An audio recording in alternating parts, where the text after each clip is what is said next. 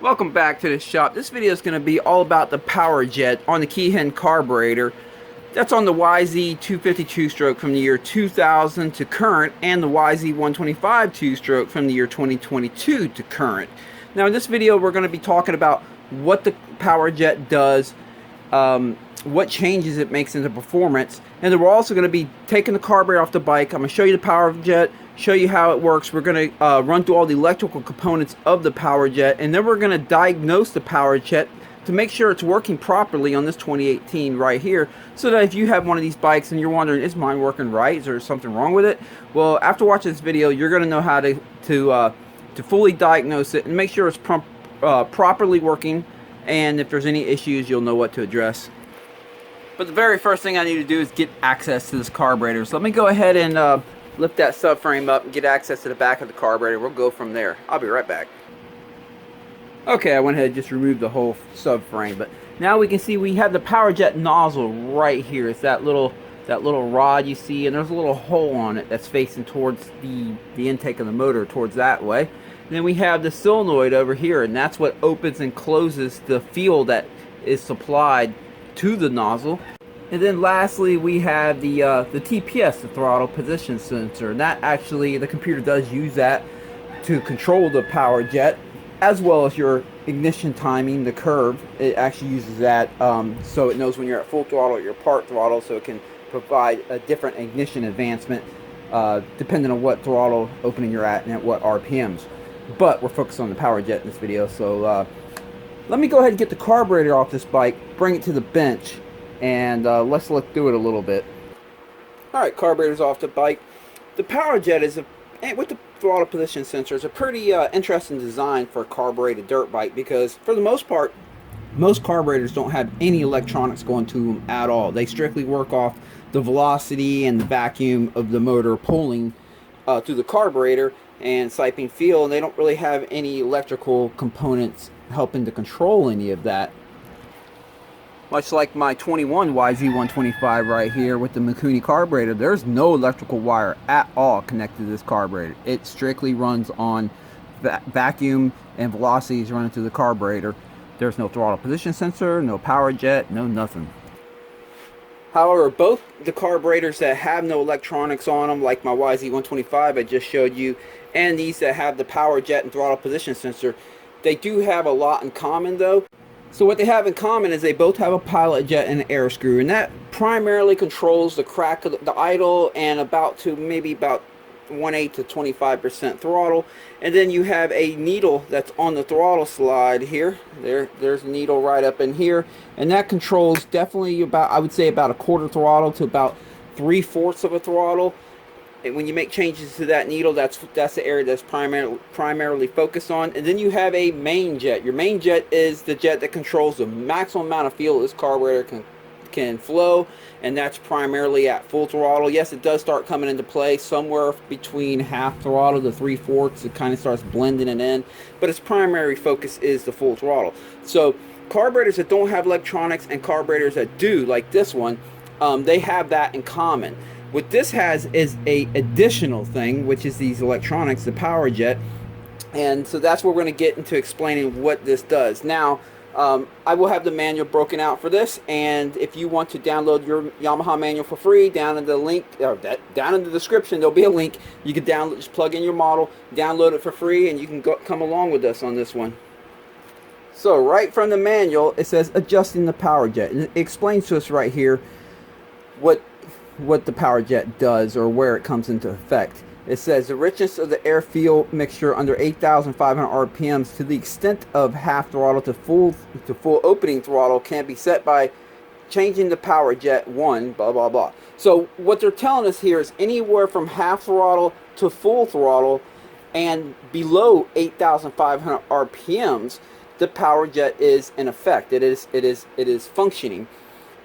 So now that's kind of easy to figure out. I'm gonna kind of give away a little bit of secrets here that we're gonna learn in a couple minutes. When it says half throttle to full throttle, it's actually open and able to flow fuel even when the throttle's closed. The difference is this power jet nozzle right here is not receiving a significant vacuum or flow yet, velocity yet, until you start opening that throttle up. And when you get it to right about halfway, now it's right dead center of the flow of air coming through, and that's when it will start, the velocity and the vacuum will start pulling fuel from that nozzle to full throttle.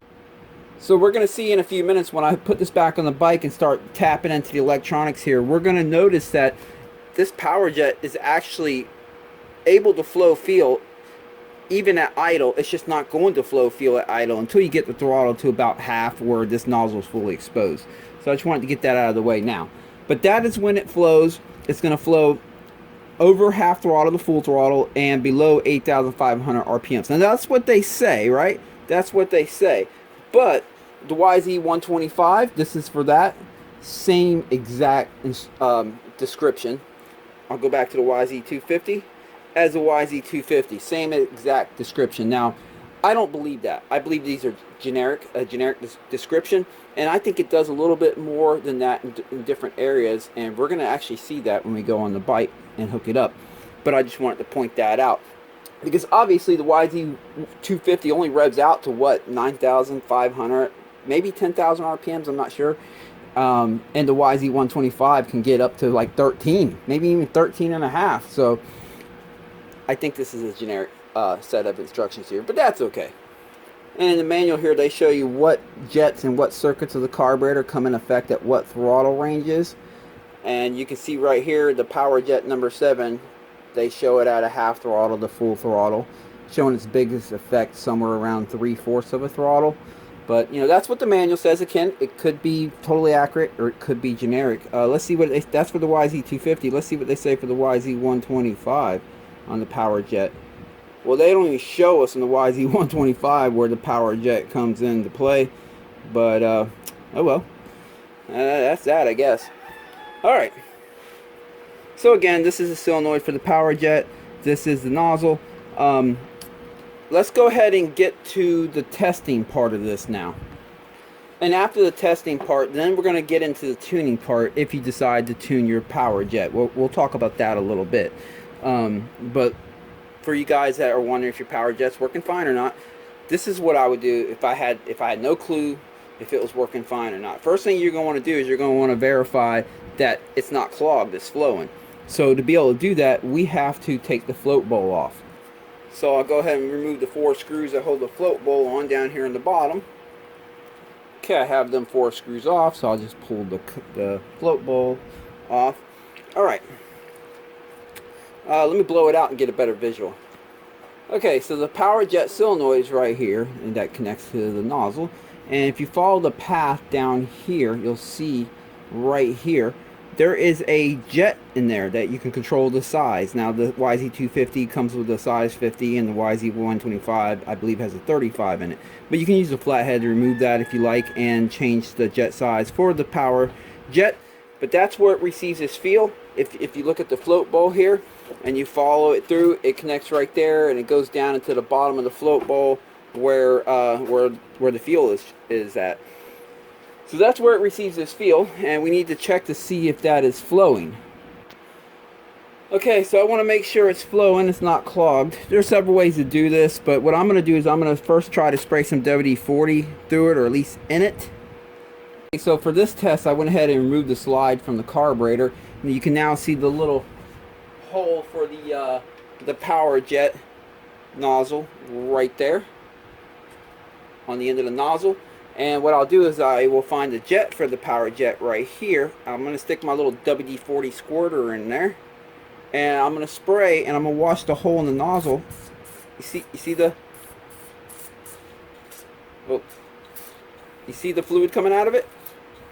So we know the nozzle is good and the jet's good. None of that is clogged, so we're good there. But now the next question is, can the solenoid close that off? Does it close it off when power is applied to it?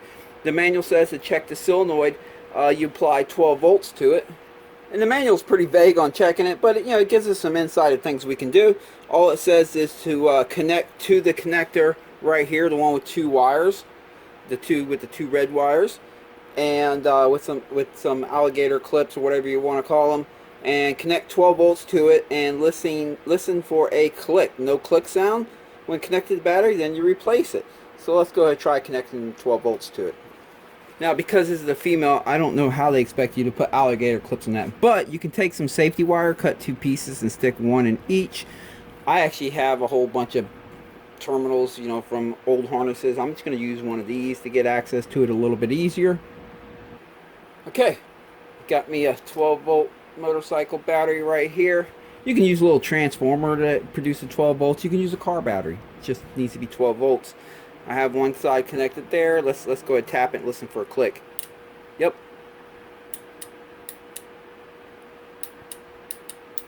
So it definitely clicks. So as far as the manual is concerned, that tests out good.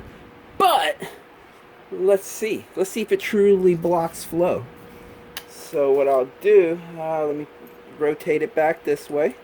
Let me get this set up. Because in my world, there's always more investigation to do. So let me go ahead and connect the 12 volts back up to it. There we go. That should be closing it off. I shouldn't be able to squirt WD-40 through the Power Jet now and see it come through the nozzle. Let's see. Nope.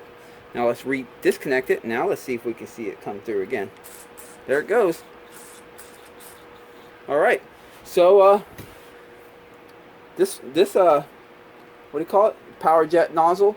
And the whole Power Jet system, at least as far as the carburetor is concerned, works good. It's not blocked. The solenoid's working good. We know this is good.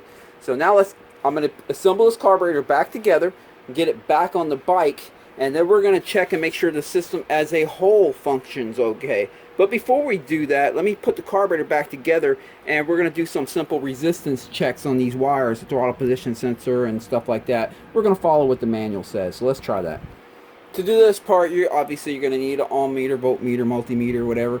But it's nice to have these type that have the very thin and pointy, almost needle-like, because they slip right up into these things without doing any damage. Okay, I got them connected to the power valve solenoid here, the 2 red wires, and as you can see, the ohm meter right here is reading 26.2. The manual here says resistance should be between 22.8 to 27.8. So at 26.1 or 2, well, we're in that range. So the resistance of the solenoid is in good shape. And now let's check the throttle position sensor. Okay, the first check, they showed the terminal of the throttle position sensor right here with that little triangle right there. That indicates the clip that's on it to let you know what arrangement. So you know we have to connect to the 1 and the 2 right there, and of course they give you a L and a B for the wire color code. But anyway, I have it connected to them two, and they say it should be between 4 to 6 ohms. Right here you can see on the meter I have it connected and it's reading 5 ohms, so that's within range. Now when you have it connected to them two, the throttle, I'm moving the throttle position sensor right here, the little tab that the throttle slide connects to, that when you open your throttle, it moves this, so the throttle position sensor can know which angle you have the throttle opened at. And you can see the number is not really changing, so we know that, but when we connect it to the next two, then it will change. Let me go ahead and connect it to the next two. For the next two, basically I'll just have to take my probe and move it from the L to the Y. So let me see, there's the triangle thing in the picture, which is the clip. Let me pull this probe out, stick it over here. Alright, and you can see the voltmeters reading 461. Alright, so it says it's supposed to be fully closed throttle. It's supposed to be between 0 to 2K. So 461, well, that's definitely less than 2K, 2000. I'm going to give it a little bit of throttle here. Technically, all I'm doing is this little thing right here. Alright, so I'm going to give it some throttle. You can see it's rising up. Now it's going into it's going to go into the K range in a minute. There we go. We're getting closer.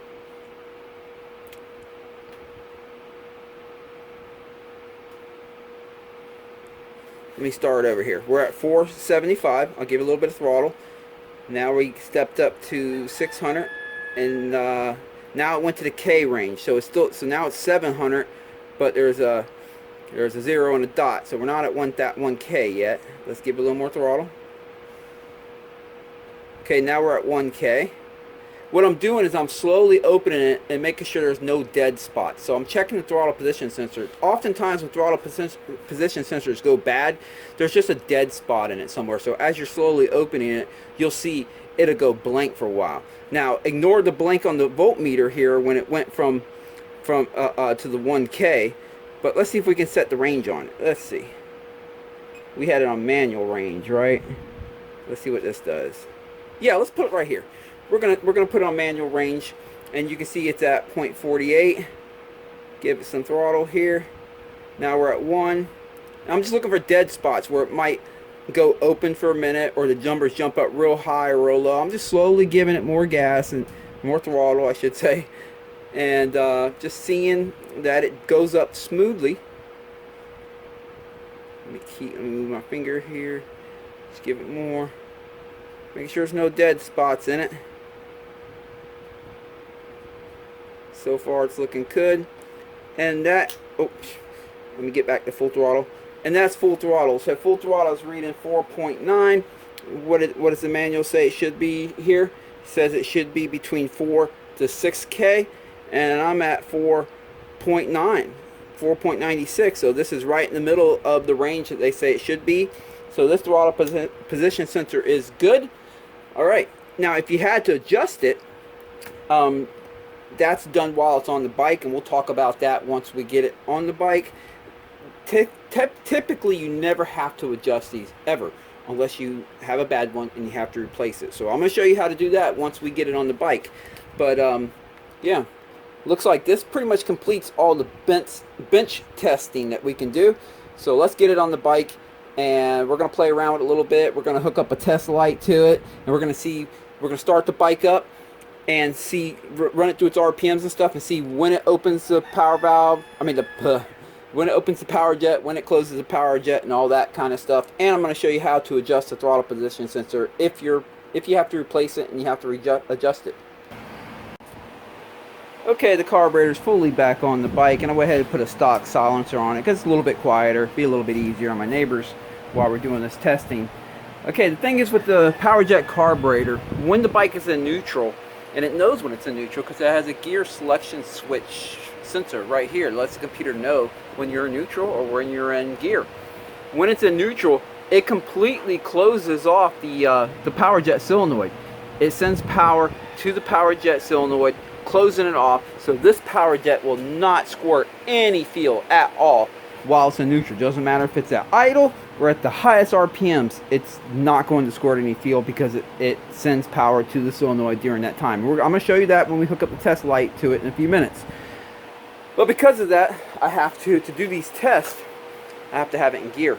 So what I did is I zip tied the clutch lever in. I have it in gear. To keep the back wheel from spinning, I just shoved this rag up in the front sprocket because, you know, the clutches always have a little bit of drag, and I want the bike to be very stable for this video and not with that back wheel spinning around and stuff. But anyway, I read on the internet that you can test to see if your power jet's working fine by just taking off your subframe and your air boot like I just did right here, starting the bike up and revving it out, looking in here, you can see the gas coming from here. Is that true? I don't think it is. I mean, it's hard to tell, right? I'm going to show you on video here in just a second, but when you twist this thing, there's gas coming from that needle area, the needle right there in the middle, that's going up and down right there with the slide. There's a whole bunch of gas fogging from that area, and you can't tell if gas is coming from this power jet nozzle or not. So I'm going to go ahead and start the bike up with the camera aimed at the power jet, and we're going to rev it out a few times. It is in gear, so the power jet will be functionable. It'll be working, and I do have the clutch lever in, but it is in first gear. So let's see what it looks like.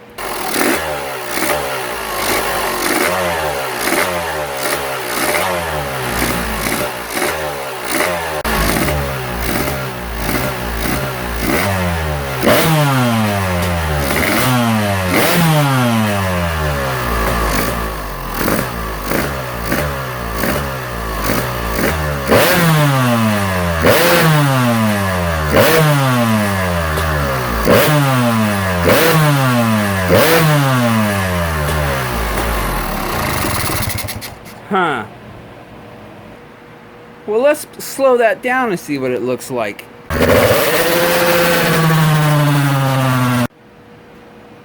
Oh, and also stay tuned towards the end. I will be discussing what the Power Jet does as far as engine performance, what it brings to the table over not having a Power Jet, as well as what to expect if you decide to change the jetting to your Power Jet. Okay, but before we go any further, let's go ahead and check the throttle position sensor adjustment. Now, remember there's that little screw right there for the throttle position sensor. You can adjust it if you need to, right? So what they show us here in the manual is keeping it connected, the throttle position sensor, to the harness of the bike, and just using some skinny probes to tap into it. Kind of like I showed you for my my voltmeter, how the probes are real skinny to tap in, and you want to tap into the yellow wire and the black wire. It says right there the yellow wire and the black wire, and it shows on the terminal which two these would be. So you just tap into it, you start the bike up, and the voltage basically at idle with the throttle closed should be 0.5 to 0.7 volts. Of course, got to backtrack a little bit. They do say to make sure you have your idle set properly before you do that, because you will be checking it at the idle speed.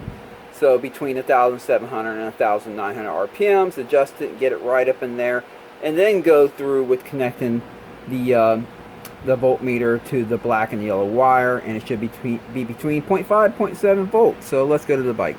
All right, don't laugh here. What I did to connect into them is I just used some safety wire, and I slid it. Get you up in here a little bit. You can see the yellow wire back there and the black wire. I slid it in the insulation where the wire goes into the harness. I'll show you in a minute when I go to take it apart. For the yellow one and the black one, I connected these alligator clips on it, ran them up here where I have my voltmeter connected to it. We had the voltmeter set right there to voltage. So let's start the bike up, and we're going to check to see where it is at idle. I'll just leave the camera right here. Let's do it.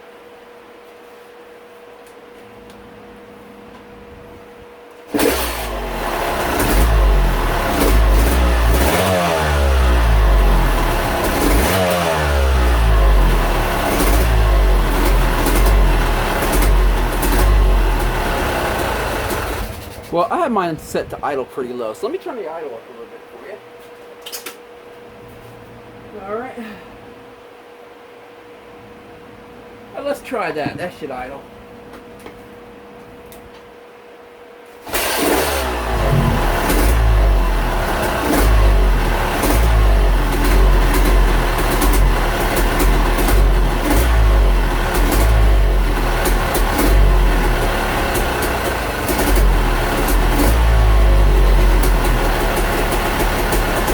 There you go, it's idling now. You can see I'm at 0.64.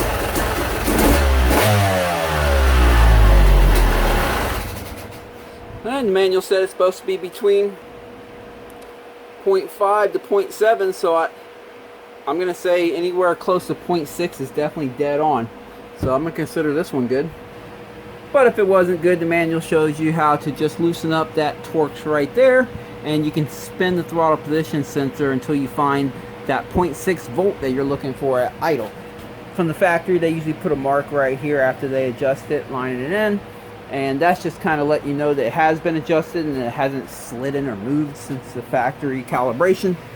Now I'll show you how I did this. Let's remove these alligator clips here. Slide the boot up. You can see all I did was just stuck each one of these underneath that rubber. You got it, you put it right beside the wire, and you kind of twist it and slide it in. It's not easy, but you twist it and slide it in. Let me turn it towards us here.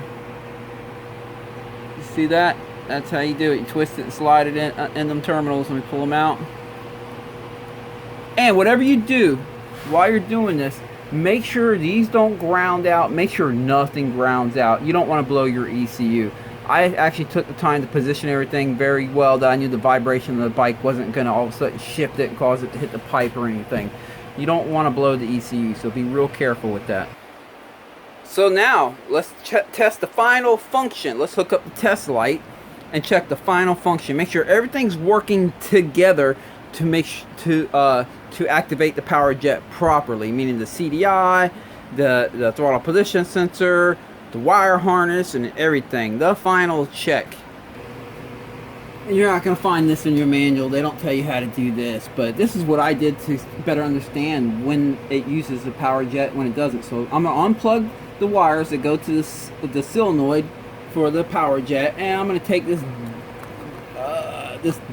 this thing right here so I can tap into it. Now if you don't have one of these, you want to check it, there's other ways to do it. You can tap into the wires, you know, but I have one of these and it makes it a little bit easier. Alright, and again, you don't want anything grounded out. Okay, I took my alligator clips, connected to them 2 wires, wrapped them with electrical tape so they can bump the pipe here. Yes, the pipe gets hot and it can melt that, but we're not going to be running it very long, so it'll be okay. On second thought, maybe we will run it for a little bit, so let me hang it over, get it off the exhaust. Okay, I got 2 alligator clips running to a test light right here. That light will light up. Now when the light lights up, it means it's sending power to the power jet solenoid.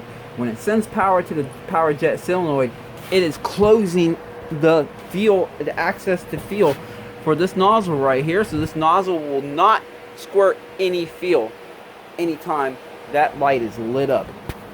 So the first thing I'm going to do is start her up while she's in neutral. So I don't have the clutch lever pulled in. She's still in neutral. And I'm going to show you that it keeps that power jet closed the whole time. You'll see the light stays on the whole time. Now, granted, when it gets close to idle, you'll see the light dim really low and maybe even get so dim that it shuts off. The reason being is because the stator doesn't create a whole lot of electricity at idle. But as soon as you get it off idle, it creates a lot of electricity that will really brighten that light up. So keep in mind, when it gets down to idle speed, the light will dim down to almost nothing. But it's not that the computer's trying to close the power jet at idle, because the power jet's not going to flow any fuel at idle anyway. Because remember I mentioned that this throttle slide has to open up at least halfway before there's even enough vacuum and velocity to pull fuel from that. So keep that in mind. It just doesn't make a lot of electricity at idle. Kind of like if you ever ridden street bikes, that you notice when you come to a red light, the headlight lowers at idle, gets a little bit lower. Same thing here. Okay, got it on the test light. Let's fire up. He's in neutral.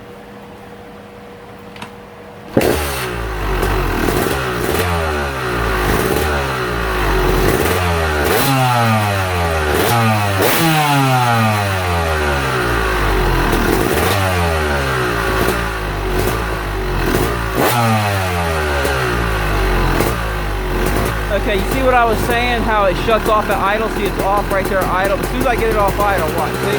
Lights up. Now I'm going to punch it and let it get to the highest RPM. Let's see what it does. Ready?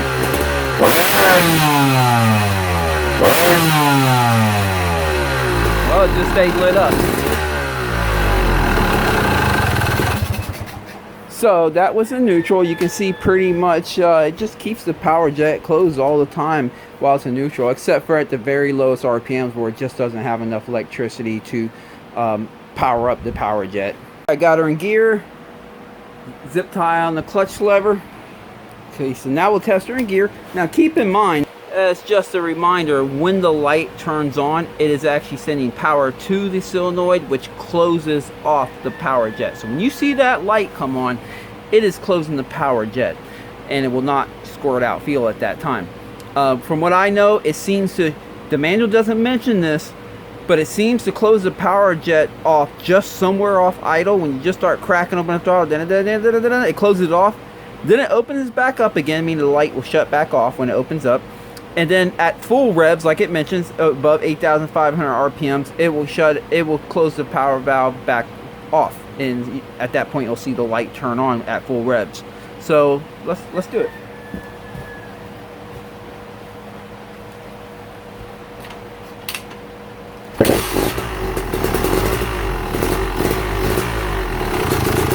So that's idle. Oh, dang it. Alrighty. So that's idle. Just off idle, watch it. Turns on and shuts off. Turns on, shuts off. Turns on, shuts off.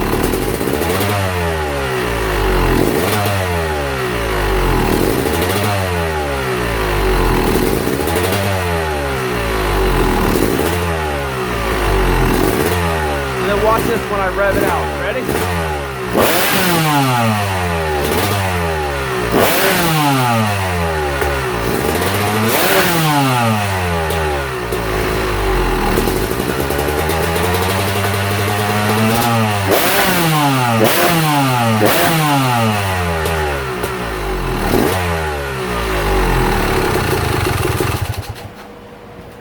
So you can see at full throttle at max RPMs, it turns it back on, shutting off the power jet.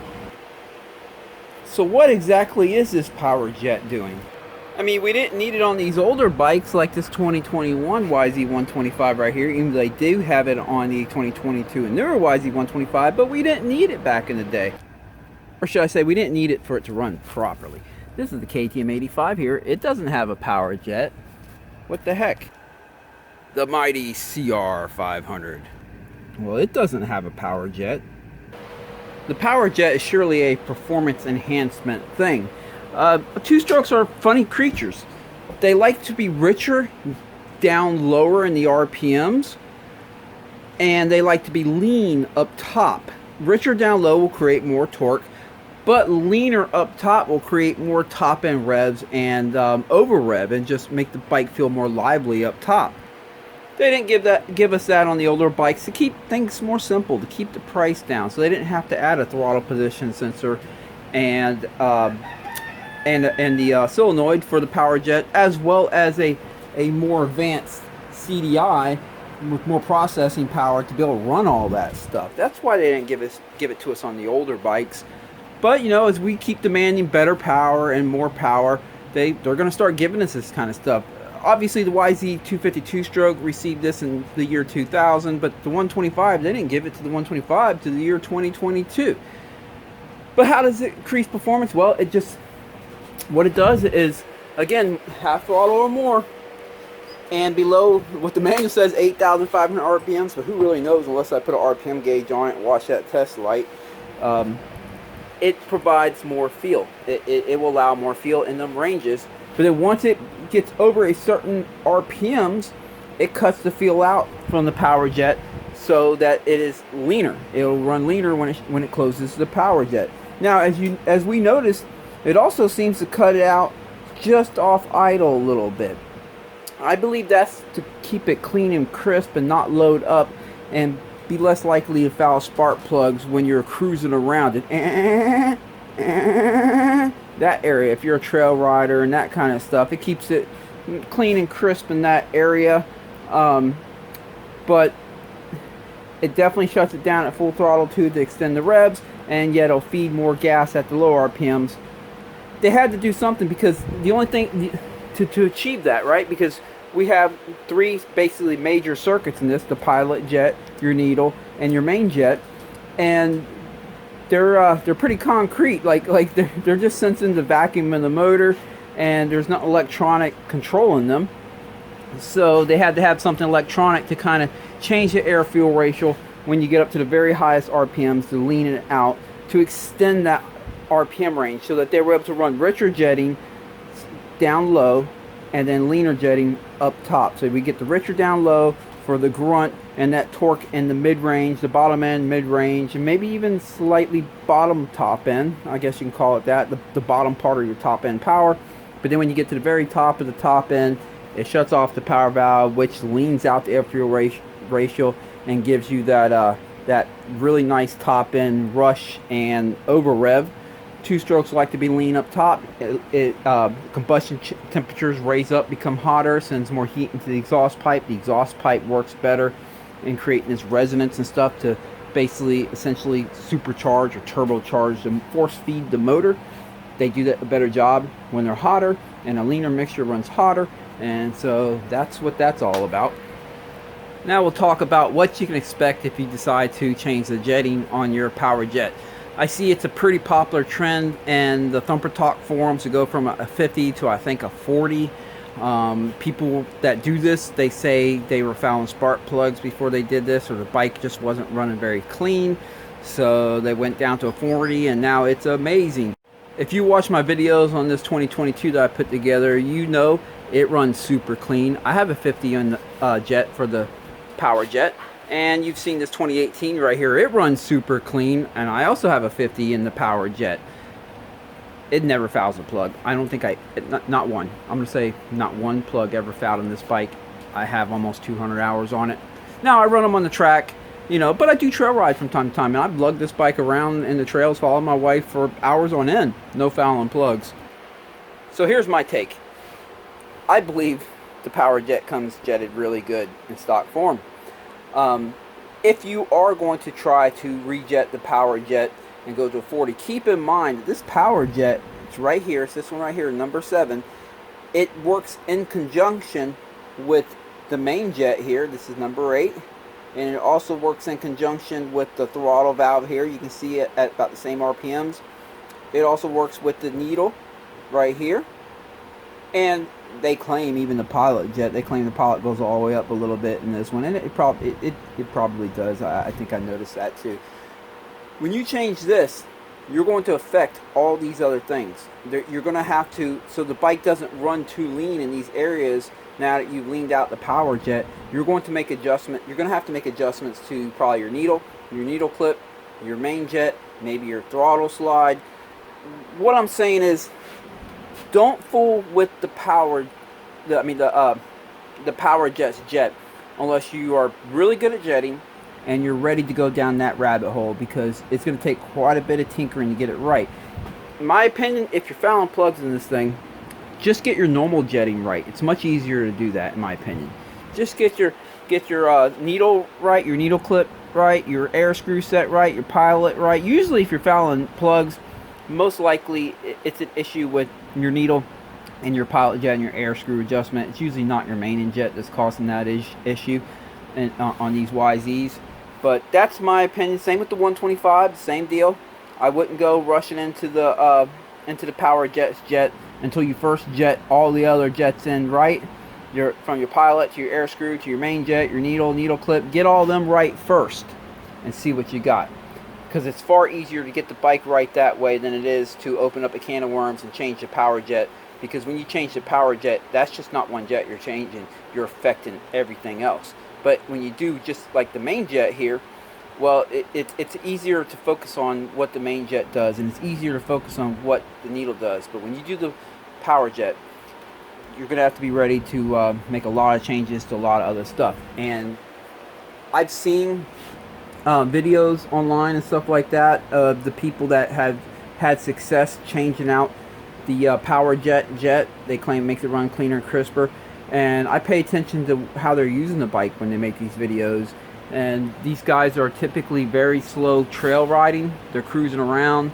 And there's nothing wrong with that, right? Nothing wrong with cruising, trail riding. I get it. I do it too. But especially if you're using this bike how it's intended to be used, which is on a motocross track, racing. It is a race bike, right? For competition use only. I wouldn't change out that Power Jet then. At that point, I think it's perfect. If you do change it, again, be ready to do a lot of jetting. Nothing wrong with changing it out. Just be ready to do a lot of jetting.